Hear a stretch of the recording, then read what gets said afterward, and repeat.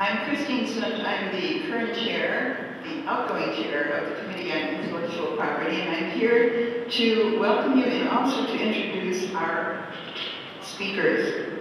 They are seated in the order of presentation. We have Anne Goodyear, Patricia Opterheide, and through voice connection, Peter Yazzie, Paul Catanese, Jeffrey Kennard. We are going to avoid any extensive introductions of our illustrious panel. Their reputations speak for themselves. Now, we will also have at the end of this, at the end of the presentations, an opportunity for Q&A, and we will ask you to use the microphones for that. The session is being recorded, and we are again grateful to College Art Association for giving us this opportunity and this space for our program. I'm going to turn the microphone over to Anne. Thank you.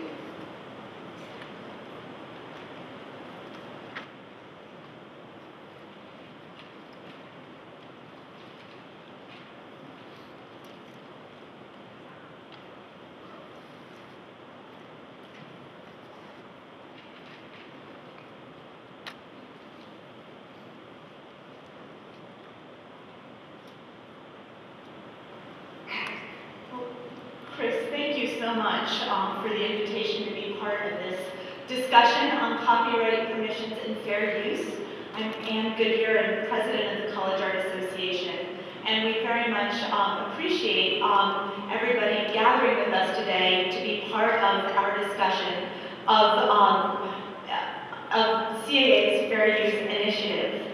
This afternoon, I have been charged with the wonderful task of describing the history behind CAA's decision to pursue its fair use initiative and the development and its desire to create a set of best practice guidelines for the use of third-party copyrighted materials by artists, academic scholars, and curators. CAA's Fair Use Initiative grew out of the repeated observation shared by a broad range of professionals that exorbitant licensing fees, limited licensing periods for electronic publishing, and even instances of censorship reflected in some refusals to permit licensing, increasingly threaten the publication of scholarship, the creation of new artwork, and curatorial activities.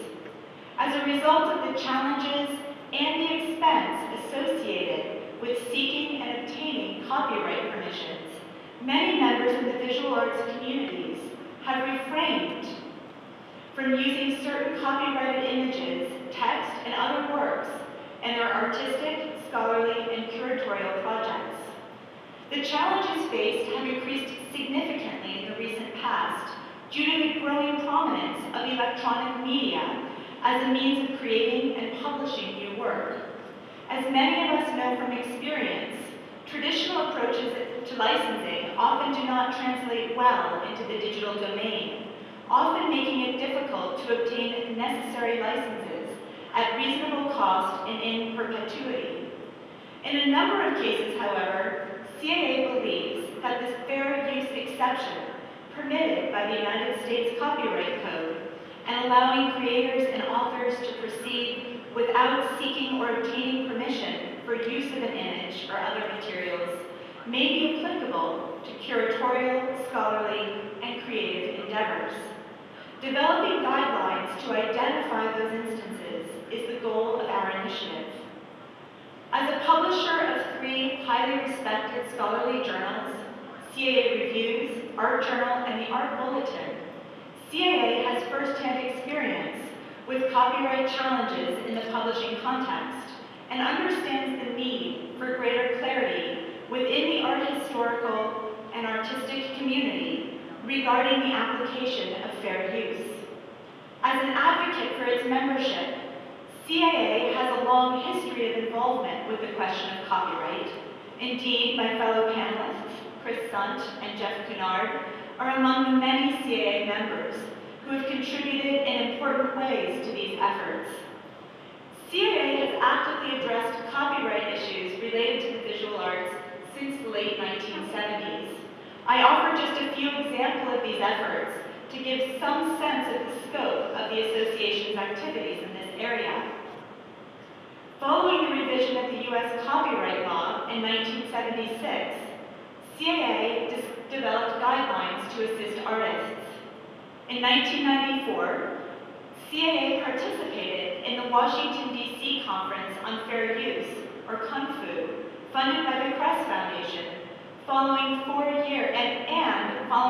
years of panel meetings related to that, published online the report Copyrights and Permissions in Scholarly and Educational Publishing in 1999. In 2002, CAA drafted and filed an amicus brief in the Supreme Court case of Eldridge versus Ashcroft, arguing that the prospective extension of copyright terms through the Sonny Bono Copyright Term Extension Act of 1998 violated the First Amendment. More recently, CAA assisted in drafting and joined an amicus brief in the Supreme Court case of Golan versus Holder, which stressed the importance of the public domain and argued the unconstitutionality of a statute restoring to copyright certain foreign works that had been in the public domain. In June 2012, the Committee on Intellectual Property, led by Chris Sunt, revised and updated all the intellectual property guidelines and information on the CAA website, providing a comprehensive overview of the complex issues and resources for further study.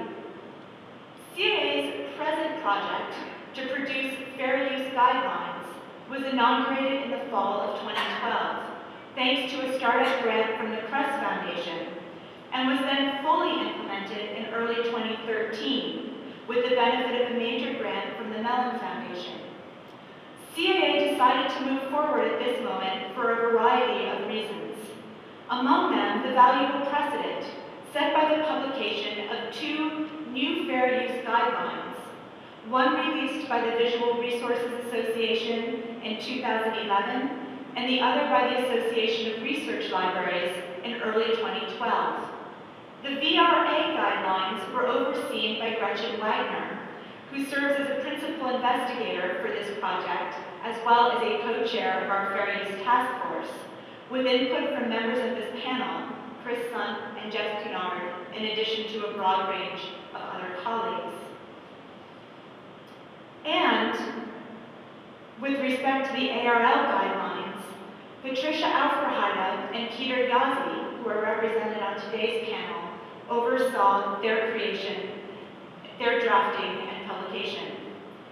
Both of these guidelines, endorsed by the College Art Association, together with a key publication by Pat Aufreheide and Peter Yazzie, entitled Reclaiming Fair Use, published in 2011, describing the creation of other fair use codes that they have crafted in conjunction with other creative communities, help suggest a method for CAA to follow in order to discern the contours of fair use in our field. In keeping with the community-based method endorsed by Aufreheide and Yazzie, CAA believes that greater clarity regarding the parameters of fair use can emerge from identifying points of agreement among scholars, artists, editors, and curators about what constitutes fair use. This grows out of the conviction that in order to assess what counts as fair use, jurists must consider the expectations and practices of visual arts communities. A powerful example of the benefit of such an approach is reflected in the success of fair use guidelines developed by Aufreheide and Yazzie for documentary filmmakers and described in Reclaiming Fair Use. Since the publication of that code of best practices, threats of litigation have declined significantly, greatly enhancing the ability of filmmakers to practice. In hopes of contributing to similar relief among visual arts practitioners, CAA has devised a four-part project grounded on the thorough research and documentation of the use of copyrighted materials in our field. The first phase of this project, which has now culminated in the publication of an issues report, which I hope all of you can take a hard copy of this afternoon, also available on our website as well as on AU's website, represents the culmination of the first phase of that project and describes how copyright and fair use are currently used and understood by a broad range of visual arts practitioners. At present, as documented in the issues report overseen by Afra Haida and Yazi, many members of visual arts communities and those who advise them face uncertainty about when fair use might legitimately be asserted as a strategy to make third-party copyrighted materials freely available for the purposes of interpretation. This has contributed to the difficulties faced by artists, scholars, editors, and curators. The report also reflects a widespread permissions culture in the field in which copyright licensing is easily conflated with permissions fees paid to museums or other repositories to reproduce objects held in their collections. Helping to enable the membership to decouple access fees from licensing fees and to ascertain when such permissions need to be sought and when fair use might legitimately be asserted is a central goal of this project. Along these lines, and in a sign that this entrenched permission culture may already be shifting, we applaud our colleagues in the museum world who have made significant strides in facilitating access to reproductions of artworks in their collections. Many museums now make public domain images freely available, enabling scholars and artists to use them with no permissions or fees required. The issues report reflects information gathered from the interviews with 100 experts in the field, as well as from a survey of the CAA membership. In addition to the extraordinary work carried out by the authors of the issues report, Pat Afrahida, Peter Yazi, Brian Bello, and Tiana Milcevic, we also thank our project advisors, Maureen Whalen and Virginia Rutledge, as well as members of CAA's Task Force on Fair Use, its Committee on Intellectual Property, and CAA's Community Practices Advisory Committee for their important input into this project. As CAA moves into the second phase of its fair use project, it will assemble an additional 100 to 150 visual arts professionals from around the country to participate in small focus groups in 5 cities: New York, Washington, Dallas, Chicago, and Los Angeles. Based on the information gleaned from these panels, in the third phase of the project, a code of fair use practices will be drafted and reviewed by a panel of legal experts, and then brought forward to CAA's board for endorsement. In the final phase of the project, CAA will disseminate the code widely to help promote its adoption and to enhance its efficacy as a tool to educate visual arts professionals about copyright and fair use. The active involvement of CAA's membership in this process will be critical to its success.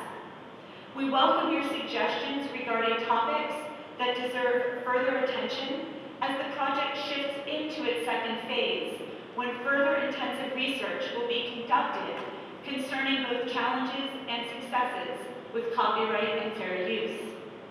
We would also like to hear about organizations to which CAA might reach out for support in its efforts.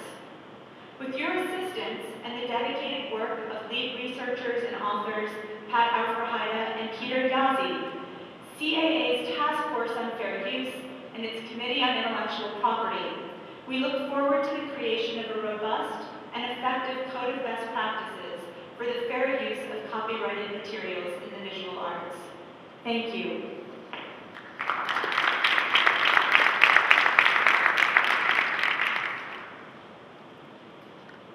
So it's really been a joy to work with both Jeff and here, as well as with the extraordinary CAA staff, and of course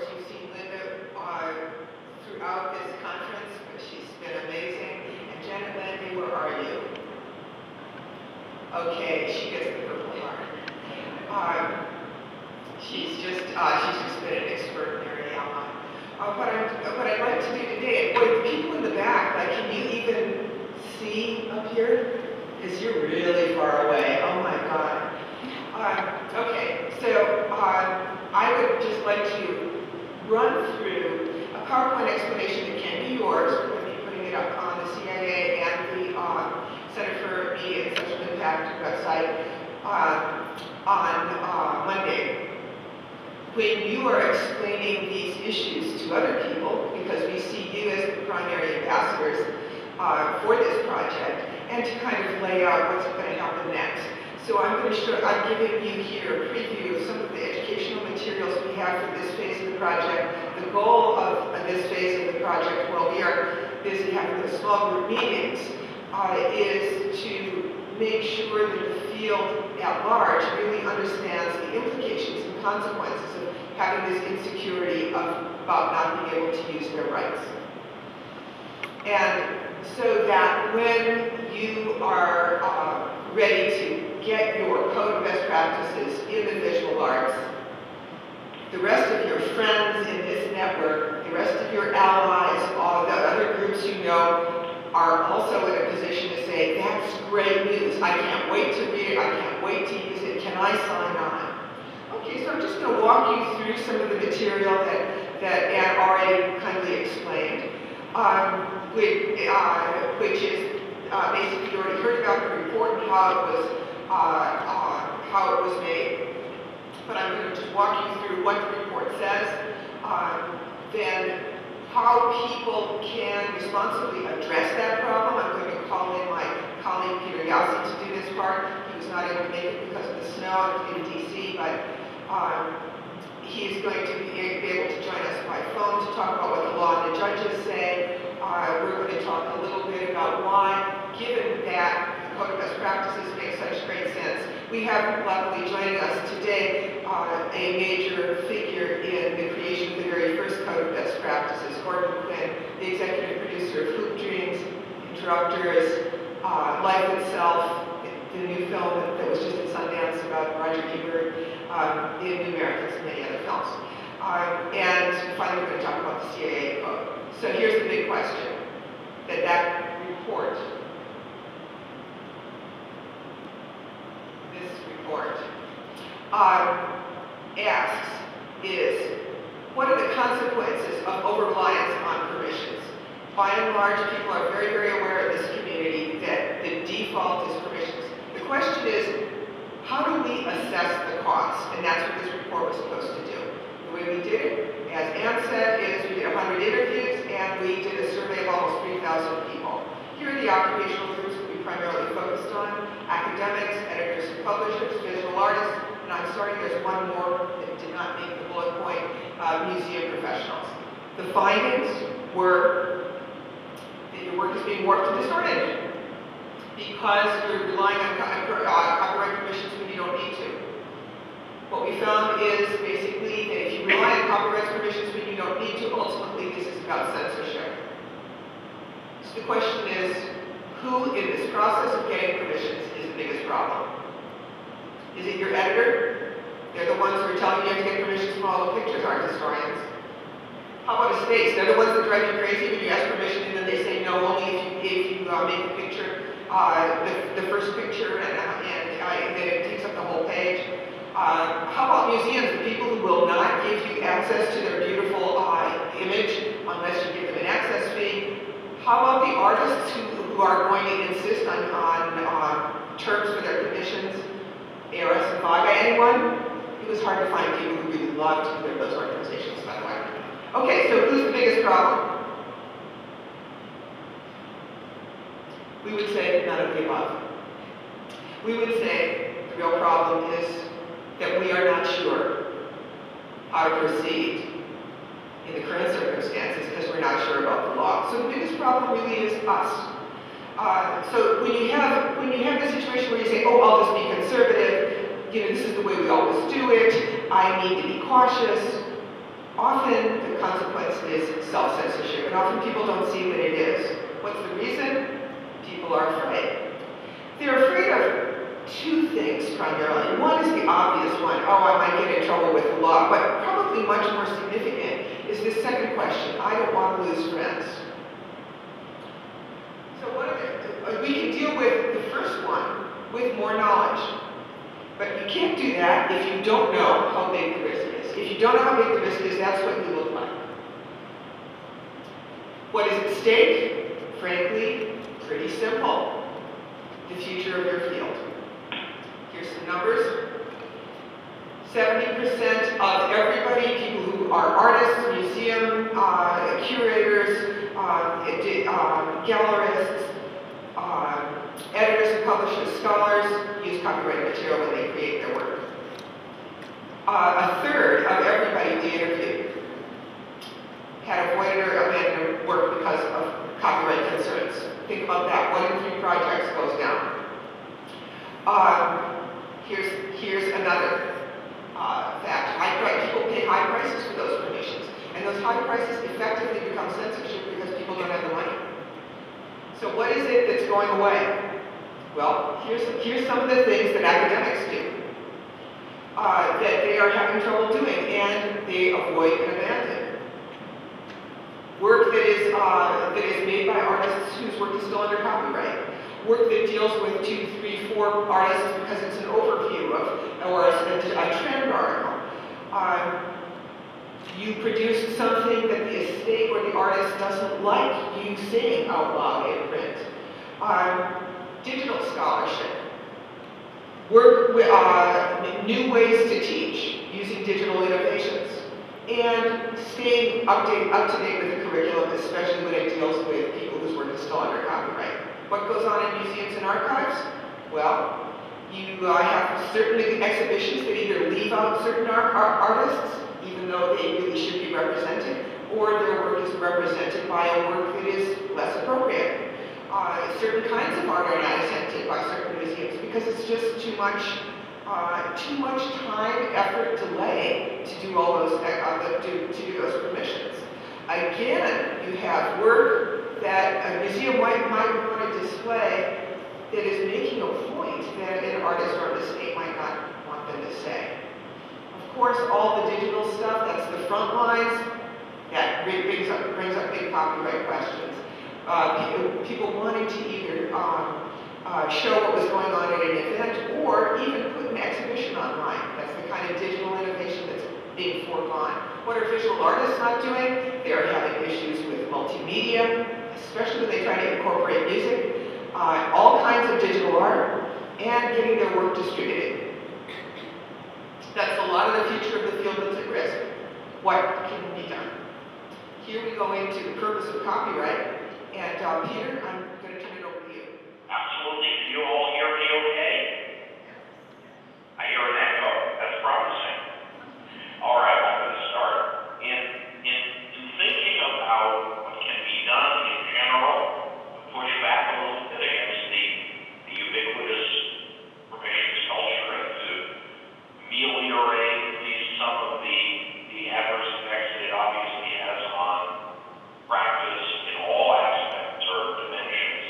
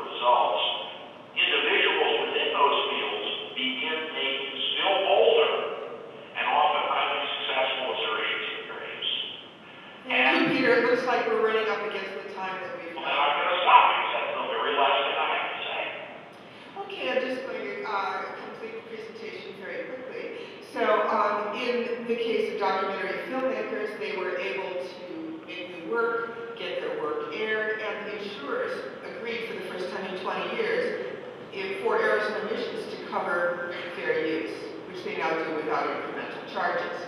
Here are some more people who had who created codes. When the dance archivists did so, they were able to create items like this Jacob's Pillow Dance Interactive, in which you could click on artist, genre, or era, and watch video and get descriptions of some of the material in their collection. Communication scholars were able to get a publisher to change their policy. Cambridge University Press is accepting fair use claims by communication scholars because they took the code to the press. Poets have been able, as a result of their code, to have greater clarity, and the University of Chicago Press has published a book called Power to the People, Radical Press in the 60s, in which the great majority of the material is all fair use in that book. Did not do clearances, let me say that again. University of Chicago Press for most of the material in that book, which was in the exhibition display. English teachers who teach about media literacy were able to share their curriculum, put curriculum online, and they changed the terms under which their students could submit work.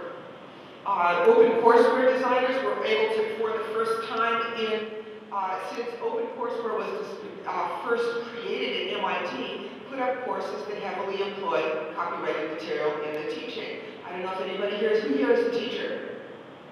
Do you ever use copyrighted material? Yeah, I think so. All of those courses were unable to be put up on OpenCourseware until they were clear about their fair use rights. In the first year, MIT alone put up 31 new courses. Librarians were able to change their policies, institutional policies at major colleges. At the University of Colorado Boulder, for instance, they were finally able to understand when it was okay to copy a decaying VHS tape onto a DVD when it wasn't already available in the market. All of the questions that you have originally about risk when you use your rights still apply. What happens about your calculation? If you do permissions, you eliminate the risk because now you have a contract. But if you're able to estimate the risk right, you are able to bring the risk down low enough by knowing where the center of consensus is to be able to use your right. You know where the center of consensus is when you have a best practices code. Fair use becomes more usable the more people use it. So in the case of fair use, in the case of many other things, practice makes perfect. I'm sure that's true in art. It is not true in fair use. In fair use, practice makes practice. It becomes the practice of the field to the extent that the field practices it. So CAA's code is already in process. We are already forming those groups. We are asking those groups what Peter Yassi said. We look forward to being here next year with a code of best practices and fair use for you. What you can do in the meantime is to share this report with your colleagues and tell them why it is important that you have a code. Showcase that report on your blog, in your classes, write about it, teach about it. And here's the 3 things you can share. Number 1, we're damaging our present and our future with over-compliance. Number 2, the future is in our hands. With community standards, we can develop a field appropriate for a digital era. The third one is people you tell them to tell somebody else.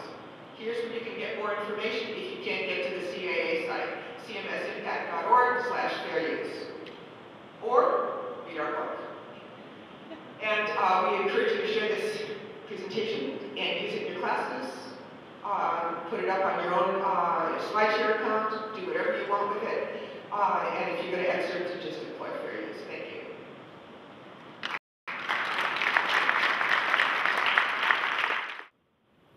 Hi everyone, good to see you here at the CAA. I really want to thank Chris, Anne, and Linda in particular for reaching out and inviting me to join the Community Practices Advisory Committee, just so you know, that's why I'm up here. I wasn't sure what that was when I was asked to be on it. It sounded really good, so I said, of course, because, you know, when CAA reaches out, they want help with things. I think all of us kind of want to help the organization we believe in. So I'm here to speak to you from the viewpoint of the community, and I want you to know that I have a role, many roles. A role as a practicing artist, a role as a practicing educator, and for two terms of 6 years, I was the president of the New Media Caucus.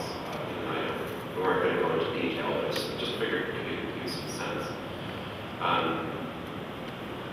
I was really honored to be part of this committee, this community practices committee, getting to review the report and learn more about the process. And that's really where I want to begin with some of my comments about this. I really want to congratulate CAA and the team that's worked on this, especially Peter, for educating me about what their process is, because the process that they've come up with here is impeccable. And it's about learning through communicating with the actual communities that are using fair use, or not using fair use for that matter. As an artist, I'll admit, fear is certainly something that comes to mind. As an educator, fear is something that comes to mind. When I work with my constituents within the New Media Caucus, fear is something that comes to mind. And fear, at its root, I think, is confusion. And confusion, if it leads to self-censorship, if that's what we're talking about here, that seems like a terrible thing. So for CAA to be able to assist in building a dialogue that can lessen or help us shape new conversations seems like an excellent thing to me. I think digital is the one word I'd like to talk a little bit about here today, because it gets used so often, perhaps more often than we could possibly imagine in certain ways. It's used as a shorthand for a type of fear and excitement. It's neutral really, but it's both positive and negative type of inflection on other words. It definitely summarizes a world of increased complexity, a world of disruption. And the disruption that it brings is actually, again, neutral until we sort of think about it's a scalar quantity rather than a vector quantity, depending on how we inflect with confusion. So I think about how the field is changing. I think about how digital humanities is changing. I think about how we think about the internet as being digital, and yet that just doesn't summarize what's happening. Objects are changing. If objects can be scanned, and this is one of the things I brought up when I was thinking. You think about, look at what's happening with 3D scanning and 3D printing right now, just as one tiny example. It's changing the nature of objecthood, like how objects will be transmitted into new forms. As we continue to move into the future, the more confusion that we have about issues of fair use, I think it's going to be increasingly more difficult to have good conversations with one another. And so that's what I'm most happy about with this issues report and being involved in the process. That as an educator, we need to stand firm that there are ways to exercise existing rights and learn more about those. I think as artists, we need to make decisions about what domain we are working in and how to communicate. But that's absolutely our right to work in those domains. This document, this report, I think, really what I want to share with you is it's a conversation. And I hope you know that. I can't express that any better than those words. It's a conversation. So especially if you're an artist, but if you're an educator or anything else, I want to make sure you know that I was one artist on a committee that really had quite a few people on it. I was really happy to be there, but I can only have one perspective. I'm reaching out to you right now to say that if you have issues as you read this excellent conversation starter, more or less, please reach out to me. If you don't know who else to reach out directly to me. I'll try and, if I'm not capable of understanding your argument, then I make sure that you can reach the people who will. But I very much want you to understand that the process of this is impeccable because it's a conversation built in a dialogue-driven way of trying to eliminate some confusion, give those who are, again, practicing artists, educators, I know museum professionals are on there as well, I can't really speak for them, but there's plenty on this advisory committee who were. I think eliminating confusion allows us to operate as better citizens in the generation of culture. And so I just want to make sure you understand that this report right here, it's just excellent. And so, in conclusion, that this practice makes practice. By the way, I love that because I think anyone in this room likely believes in that. I would kind of add to that. Dialogue makes dialogue. That this is an opening remark. I can't imagine that I would be able to summarize every artist's feelings or fears on this. So realize that this dialogue that we can create with one another through the lens of this document, I think can actually help the field. And so I really, really thank the CAA for being to take the leadership stance in this. Thank you.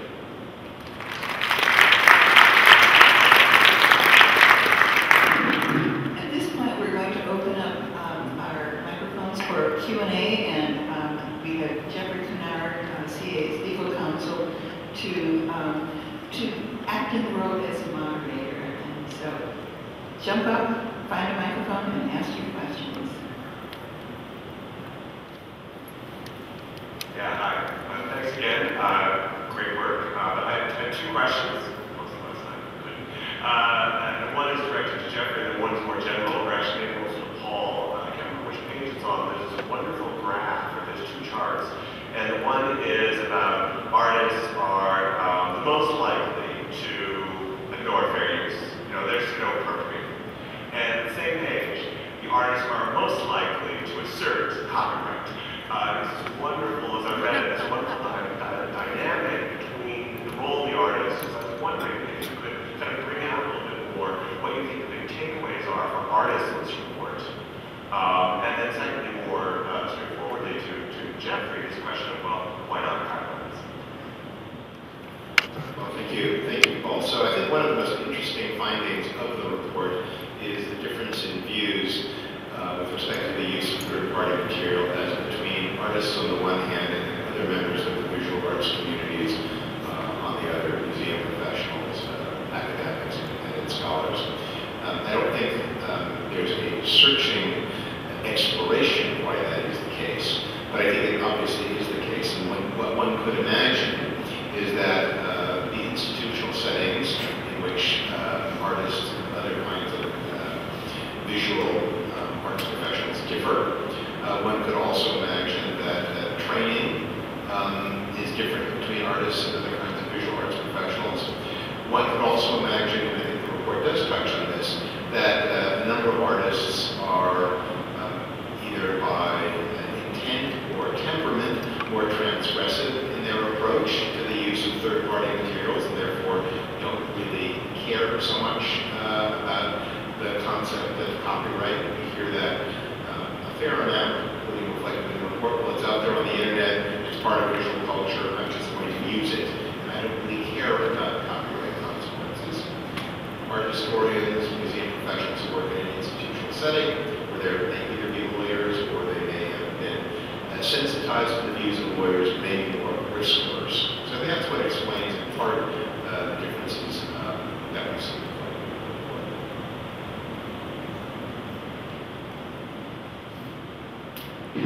So we actually had a great interest in tracking differences between the artists and the non-artists as a group.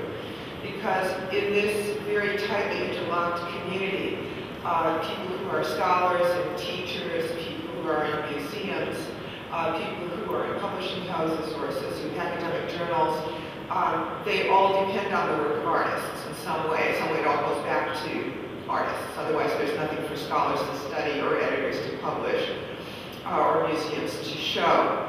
And the hypothesis was that there would be a lot of difference. If you take a look at who says that they're using a lot of copyrighted material, artists generally say that they're not using a lot of copyrighted material. They might or might not be right about that, but they say that they're not using a lot of copyrighted material. Obviously, 95% of people who are publishing are saying they use a lot of copyrighted material. So with artists, you already have a smaller pool of people who depend upon copyrighted material in their estimation for work. They are also the people who are more likely to be, as Jeffrey notes, independent rather than to be institutionally related. So it's really easy to see why somebody who is generating that original work says, as clearly 60%, 60-some% of these people say that they are creating wholly original work, believe that they want to be able to hold on to copyrighted that, whereas people who work for institutions that hold the copyright do not have an investment in it because their own institution does. So I guess that we thought, when we looked at the data, that the thing that most struck us was that artists were more willing in practice to be enormously flexible, and they expected not to be paid so much. Their big issue was recognition, credit, and they often confused getting credit with getting copyright. And in fact, copyright doesn't guarantee anything about credit, but so they, like everybody who creates something, really want people to know that they did it. But I guess the thing that we were most interested in is that even though there's these big differences between the actual practice of artists and everybody else who depends on artists work eventually to get their work done, there actually isn't that much difference either in attitudes or what happens. Clearly, many more editors and scholars have abandoned work than artists have. See, artists, they're the one on the right with the little blue line. So only 20% of artists say that they've dropped a project. 56% of editors say they've dropped a project, right? More than twice as many. But of course, very few, only 37% of artists even think that they're using copyrighted material too. So we found that there was much more consistency across the field than we thought there would be. I don't know if that addresses your concern. Is this microphone working? Great.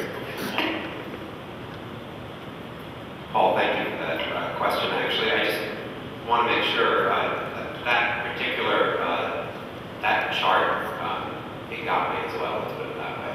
It was a hook. It was a moment where I stopped reading and had to back up and make sure I understood what I was reading again. And I just want to point out, actually, for everybody's sake, I think this has been hit at again and again and again, just in case. The report captures the tension and paradox in the field, and that's what that chart does. There is tension and paradox in the creation of art and putting it out into the world. The risk of putting work out into the world is paradox. And so what's captured is only as good as the conversations that the team was able to have with people. And they had a lot of conversations, and the beauty is that they've set up a process in which they can have many, many more. And so the report doesn't, again, it's about capturing what's happening right now. And I think that that divided sense of artists where we are, when we're looking at what happens to our work, when we look at what can happen to our work, it's frightening.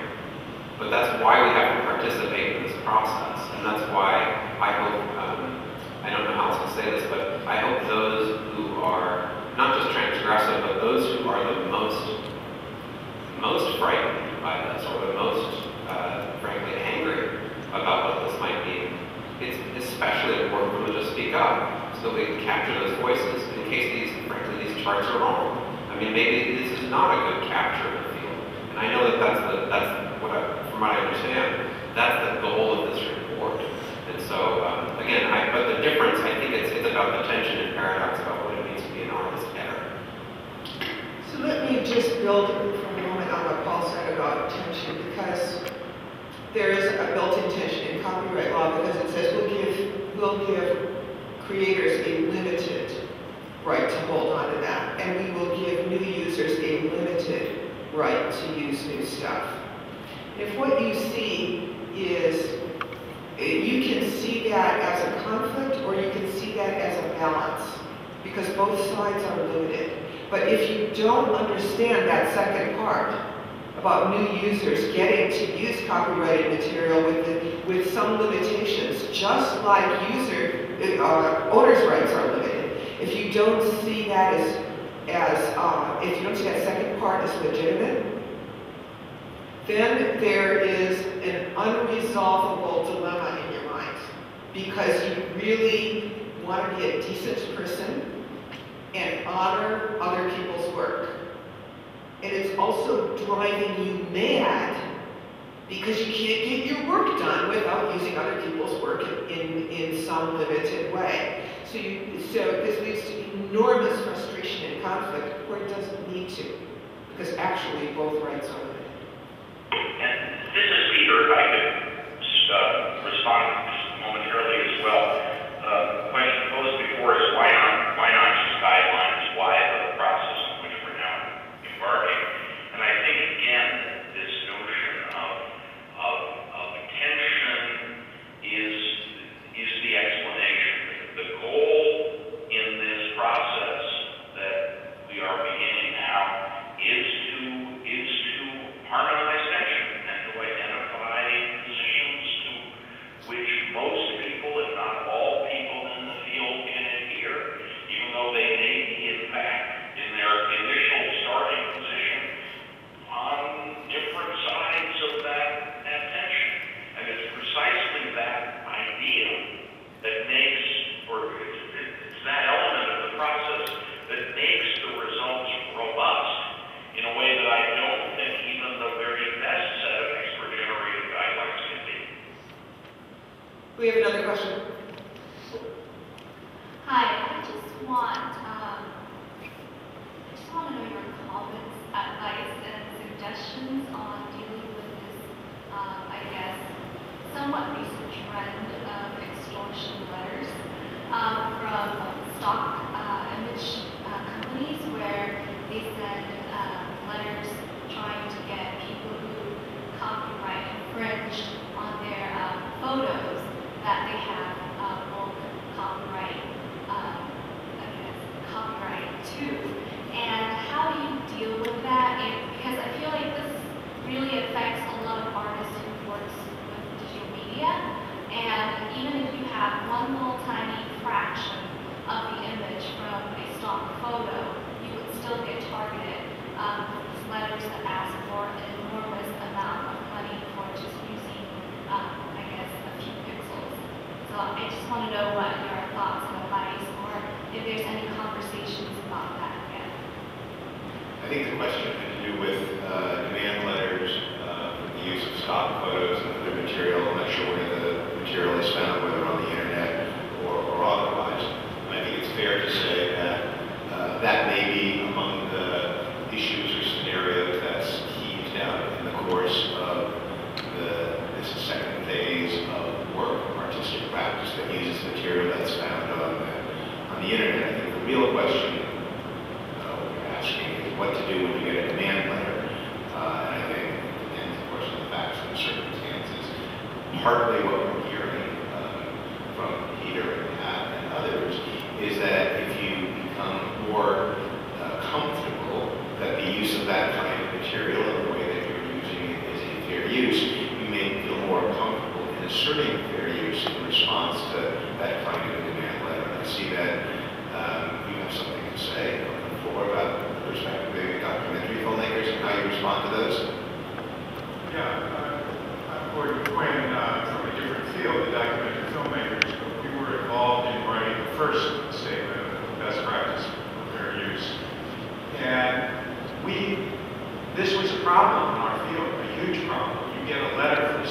or for Disney, and they're threatening to sue you.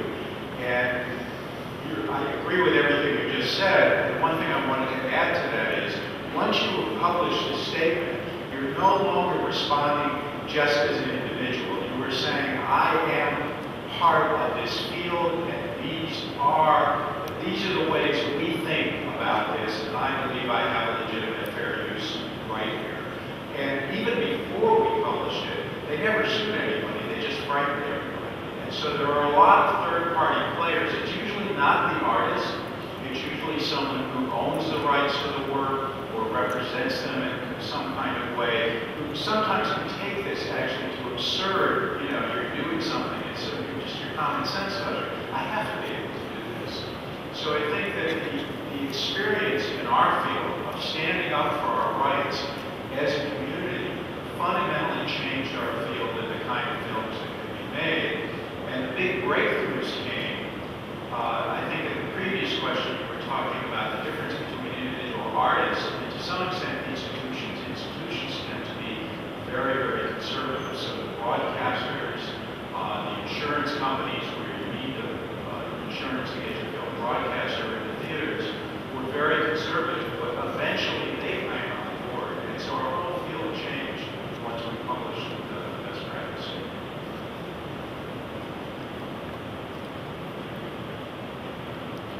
Thanks to all of you on the panel. It's been very, very interesting so far. I look forward to the continued discussion. I was struck by this last exchange of ideas that brought up the question that I had in my mind. The list of people who could have been the problem at the beginning was long. It was like 70 different groups of people. And then the answer to the question of who was the biggest problem was that it was us. And it seemed to me like that was both a brilliant kind of strategy, but also that maybe it deflected a bit of the blame or diffused it in a sense in a way that these two most recent speakers suggest that maybe there are certain people who are really egregiously abusing the system. And so I just wanted to ask that maybe talk a little bit more about that first question, who's the biggest problem? And is there a further way to identify areas that are really the problem from the more general idea of us? And secondly, my second question is about that University of Chicago book. I would love to hear the story of that recent book about the 1960s and how they did it. So thanks. Great. In thinking about that book, I forgot the first part of your question. Oh, are there, aside from our own fears and concerns, are there real problems with obstacles? Yes. Remember when I gave you that, so I won't go back to it, when I said who's the real problem? There's museums that keep their images of public domain material under wraps, and make you pay an image fee. There's estates, there's artists, there's ARS, there's FAGA. People of all kinds and stripes are writing bogus, scary, nasty grams. That's all true. But even more important is not knowing what to do when somebody writes you a bogus nastygram. And to the extent that people do know what to do when they receive one, they don't work as well. And the less well they work, the less they're used. So this actually was a huge issue with the documentary filmmakers who also face nastygrams. They have archives that are resistant. They've got their gatekeepers, they've got their problems. And they kept saying to us when we were making a code with them, why are you talking to us? Why don't you talk to the lawyers? Because the lawyers keep telling us we can't do things. Talk to the broadcasters, because the broadcasters won't accept our films with a fair use of it. Talk to the insurers, they won't insure our films without fair use of it. We love to do this stuff, but there are people who are real obstacles standing in our way. And the problem was that all those people were basically doing fine. And they were going to continue to do fine. Even in a world where documentary filmmakers are not making their best work. The only thing that was going to change it is when documentary filmmakers got together, understood what their rights were, and asserted their rights, to the point where insurers actually understood the risk. the insurers would give them the insurance, to the point where broadcasters can take a challenging work like hip-hop, Beyond Beats and Rhymes, which is a critique of hip-hop that is basically 95% clips of hip-hop. I eventually showed on public broadcasting because public broadcasting thought it was a very important film and was able, thanks to the code, to understand the limitations. Now there was suddenly something that could change the picture and that could allow people not only to give pushback to a bogus nasty grant, but to start a conversation with a friendly general counsel or the librarian or somebody else who's been perhaps in a default permissions, or an editor, somebody who's been in a default permissions position and can now rethink that because now they have a much better idea of what's going on in the field. Does that answer your question? And I don't know anything about the book, I'm sorry. If I could just add a word to that, I think there are clearly people and institutions outside the field who are making very, very strong assertions of rights claims, sometimes well-founded, and perhaps sometimes when they are investigated, not so well-founded. And in a sense, that's their job. That's how they make a living. And we don't have any ability to stop them, to change their business models, or even to change their patterns of behavior. The only dimension or domain in which any field of practice can operate and make change is its own. So what we are convinced by the experience of the last decade is exactly the point that Gordon Quinn made a moment ago, that when the field comes together and can speak with one voice about the legitimacy of a set of challenge practices, it is possible for that field to face down successfully those outside rights entities, which, as I say, are really just doing the things that they are organized to do. That is trying to make a buck. I do want to, just very quickly, I know we have another question, but there's this question of advice that's out there on the table, and I feel bad. I was just waiting for a moment to be able to respond to you quickly. First and foremost, it's the artist's responsibility to their practice to make it, and it's your prerogative to make your work. My advice to you is, number one, educate yourself. Number two, educate others. If you don't know where to start, I know this is going to be a little circular, but honestly, the issues report is really good. It's a fascinating read. Start there, and then if it doesn't fit your needs, or you feel like it's it's not answering your problems, speak up loudly. Don't let CAA not hear you. Okay, that's a perfect follow-up for my question, if I could go next. I came here from the Design Studies Forum business meeting, so I missed all of your papers. I'm devastated. But, in a sense, this document is not meeting our needs, because it doesn't really talk about designers. It talks about artists and museum people. I know your definition of art is a fairly broad one in the glossary, but what I would really love is if that code of practices next year that you produce could actually use the word design and designers in it as well.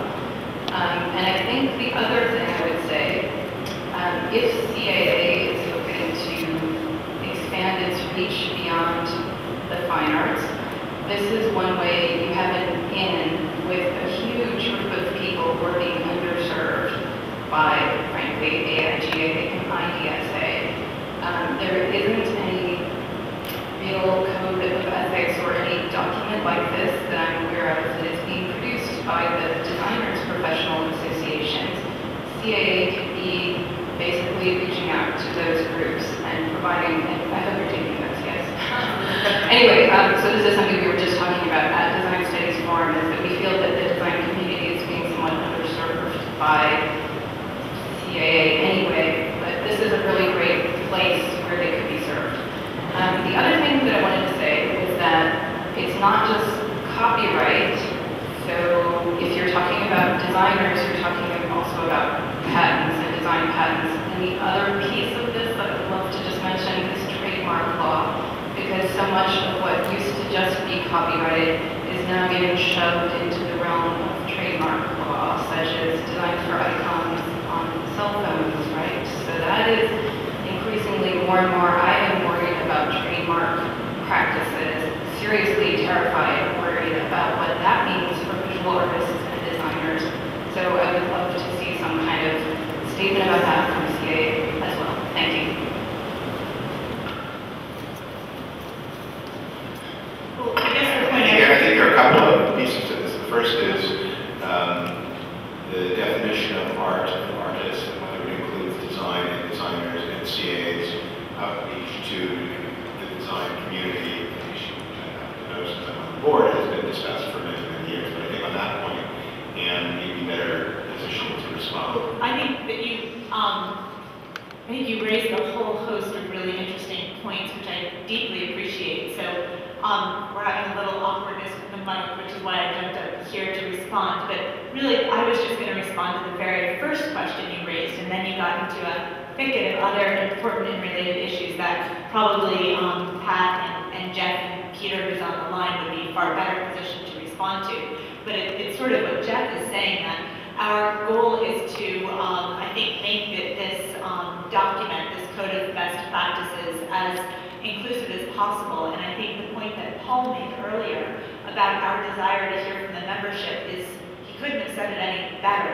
And I think part of what makes the issues report so important from my standpoint is precisely that it gives us a baseline. Now the membership can see what we who have endorsed the report understand to be the state of affairs. And I am confident that everybody in this room is going to see nuances that may or may not be as well represented as they would like to see them represented. But the value of this document is it's a springboard. It's not the code, it's a starting point. And over the next several months, Peter and Pat will meet with 100 or 150 more visual arts practitioners. And this is an opportunity to drill down in areas, such as the ones you've raised, where perhaps we do want a little bit more information. Okay. Thank you very much. Thank you. I'm not trying to be a total complainer. I'm actually so thrilled that this document exists. And thank you for all the work you've done in putting it together. I really appreciate it and couldn't wait to get my hands on this thing. I will say that as I looked through the members of the board, the committee members, there's one person who's listed as digital art and design, maybe, but you don't have any design representation, so maybe that one person on that intellectual property committee. So please consider adding somebody with some expertise in design to that committee also. Thank you. Thank you, and I hope that you'll give us very specific feedback. That would be really useful. Thanks a lot.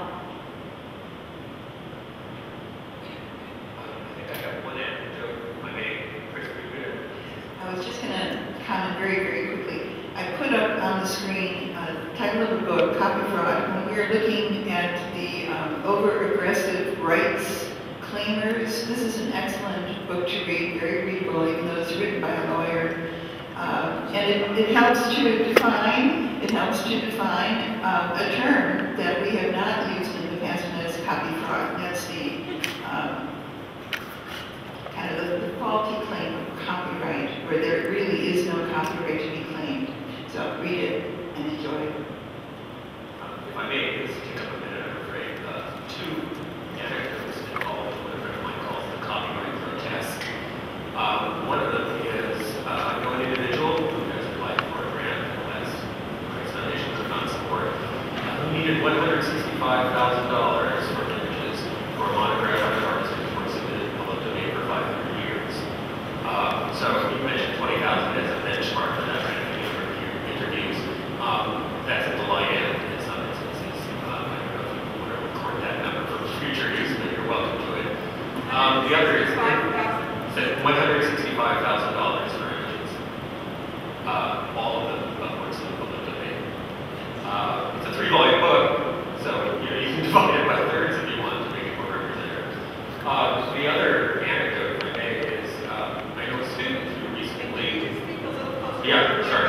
Yes, I was going to say, I know a student who recently requested 100 images from a museum in New York that I won't name, could not afford these images for their dissertation, but in their conversations with a curator about the situation, the curator did offer to sell a facsimile edition of that work at a discount, which he subsequently did and pocketed the cash.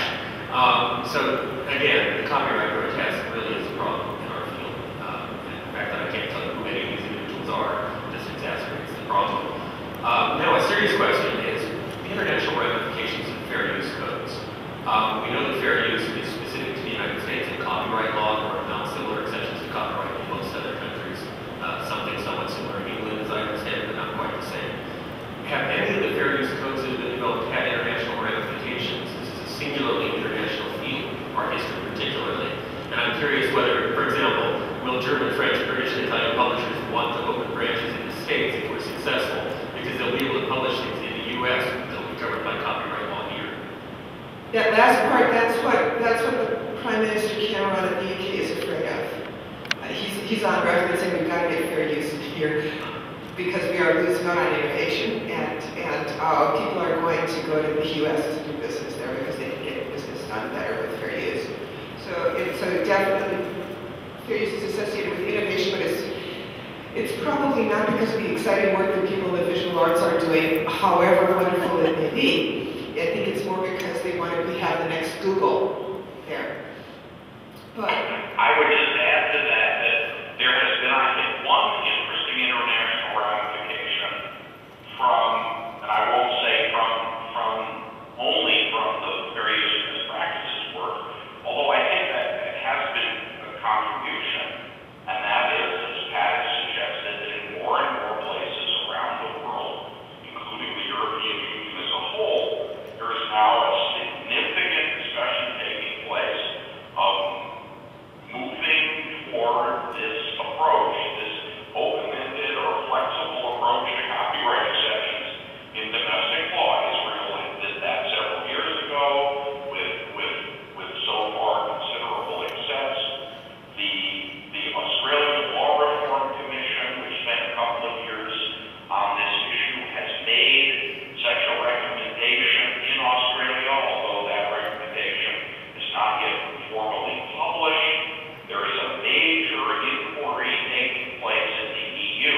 So my suggestion would be, to the extent that this is an international field, and to the extent that we have colleagues with whom we work in other parts of the world, it would be good for us to remind them that to the extent that the benefits of fair use that exist in our field or fields in the United States are denied to them in national law, there is actually something they can do about it, and they should get started.